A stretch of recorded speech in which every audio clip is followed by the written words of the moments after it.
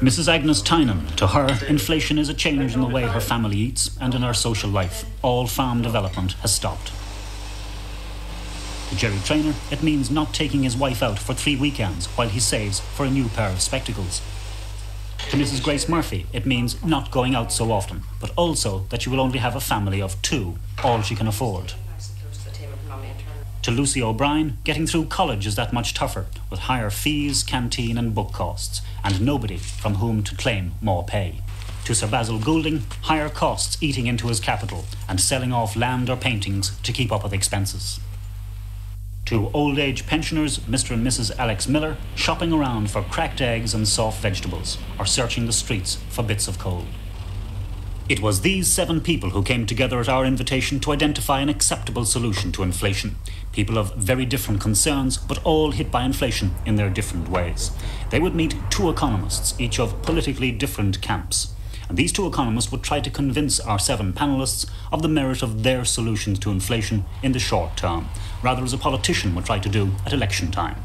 But it will then be up to the panellists, all of different income levels, to hammer out between them which aspects of which economist proposals they find acceptable, and finally to produce their consensus programme of action on inflation.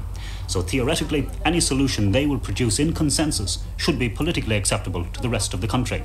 But what will that programme of action be?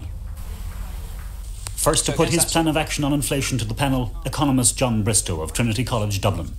My first proposal would be for a fairly dramatic reduction, at least in the rate of growth of government expenditure. Also, I think the government may have to stop us trying to spend so much, so that I think may also require a fairly substantial increase in the amount of our incomes taken in tax. Now, either of these proposals are going to cause substantial hardship, more hardship to some sections of the community than to others. I think any cure of inflation, even learning to live with substantial inflation, requires quite considerable social adjustment, and we can't avoid that. Above all, I think this sort of proposal is going to cause significant unemployment, at least in the short term. I don't think we can avoid that. However, the amount of unemployment you have to live with if you want to accept a certain level of inflation is going to depend very much, I think, on what economists call the structure of the economy, particularly, if you like, how we use labour. And so I would look in the longer term to much more emphasis being given to manpower policy. In other words, to try and remove as far as possible pressures caused by bottlenecks of certain types of labour. Finally, it must be admitted in Ireland that a great deal of our inflation is caused from outside. And I think the only long-term solution to this sort of thing is at an international level to try and prevent major economies from generating inflation and then exporting it to us, and try and adopt international monetary systems which inhibit the transfer of inflation from one country to another. Get back to the taxation thing. That, you know, you're not allowed enough for a wife and for a family, and there's an awful lot taxed off your salary, and it leaves very little. And if you say if they do this taxation and level people out in jobs and this sort of thing, there'll be unemployment. We haven't got to spend at the moment if they were to control the wages. Now, they have done a wage freeze before. Even less than you spend at the moment is what I'm talking about. Yeah, the only time I would be willing to listen anyway willingly to the word taxation is if Mr. Ryan and the other government ministers involved say, you know, we're going to do something definite for the people that have to live in what I consider a twilight world. Then I might listen, but the government have to be definite. It seems to me that what everybody has in mind is the relative thing, how he was off last year, how his neighbour is doing. And this is what I think John wants to arrest. He wants to stop all that relativity for a while. We feel we're being taxed to the hilt as it is. If anything more is taken off, well, we can only go down in our standard of living, and having been used to a standard, no one wants to lose that. Well, despite what... Putting his programme of anti-inflation controls and action, economist Ian Goff of the University of Manchester. Come to directly opposite conclusions about what should be done about it. So my proposals would fall into 2 parts. First of all, those necessary to protect the standard of living of the majority of the population of Ireland. These would include 1, a price freeze, a really effective price freeze, perhaps monitored by housewives, together with control of rents and land prices. Secondly, full index linking of all wages, transfer payments, pensions, grants and so forth, so that for every 1% that prices rose, these wages and benefits would also be raised by a full 1%. And there would need to be some control over the consumer price index, which at present doesn't accurately reflect the real cost of living. Thirdly, there would need to be protection of the social services, education and so forth, against the effects of inflation. And fourthly, a guarantee of full employment. But I would be being too simple if I thought these policies could be put forward in isolation. They will, of course, attack inequality, especially the incomes of the rich and profits. And to that extent, under our system, they would inevitably affect investment and employment. So as necessary corollaries of these, there would need to be a further set of proposals in the medium term. These would include, first of all, nationalisation of ailing industries and of key sectors in the economy, again under the control, wherever possible, of the workers and management in those firms. Secondly, overall planning of investment in the economy in the interests of growth and a regional balance. And lastly, and this would be very necessary, some control over foreign trade and the foreign capital markets, without which all the other proposals would come to naught. John Bristow's proposal, I agreed with it in the classical sense that it would be acceptable in Ireland. From the social point of view, I wouldn't see the people of Ireland accepting a reduction in employment. The other proposal, I could not agree fully with total nationalisation, but I think that the nationalisation of our key resources such as mining would be important. Index linking.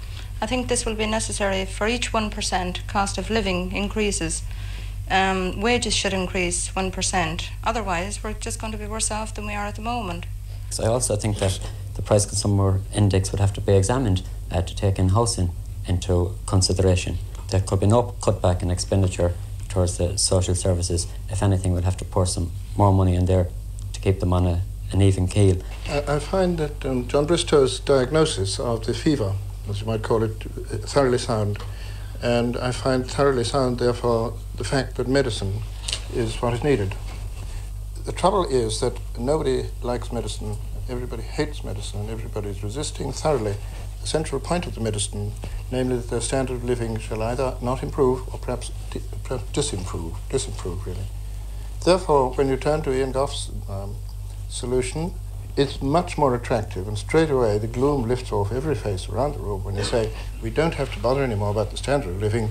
He's made arrangements that everybody shall stay as it is or improve.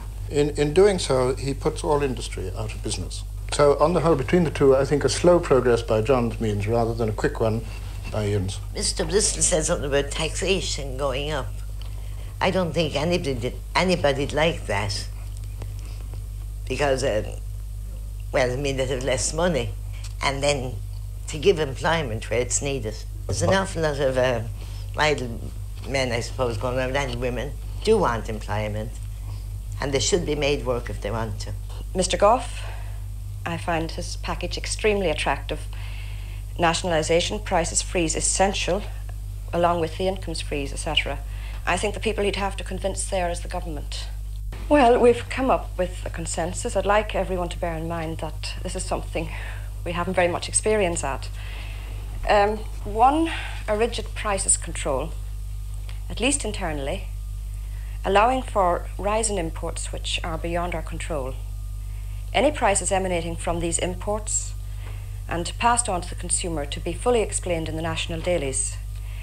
This rigid prices control would be coupled with an incomes policy which will allow for these increases so that for every 1% increase to the consumer, wages would increase accordingly. A reappraisal of government spending so that it can be directed into more productive areas, such as the social services, aid to the old age pensioners, that type of thing. And we would like the government to step in and nationalise the sources of our mineral wealth and use the proceeds for the good of the nation rather than it going out of the country as at present. How did the voting break down on that? Is that there were 6 to 1 on this consensus. We had one disagreeing, Sir Basil, I think. So Basil, had a few would you care to points. add your... But I think that many of these propositions are tenable, but I'd like to comment on 4. First, I think there should be that government spending should undergo a reduction in its rate of growth, a limitation in the rate of growth of government spending, a reduction in the rate of growth of money supply. Thirdly, when talk is made of an incomes policy, that all incomes, as wages and salaries, be controlled in relation to the cost of living, but by free negotiation and at a lesser rate than full indexation. And did you have the mining thing? I had about, yes, Yeah. the mining. And on mining, my resolution would be the government to obtain for the nation the maximum stake in Irish mining, which will not alienate the foreign participation which is necessary to activate it.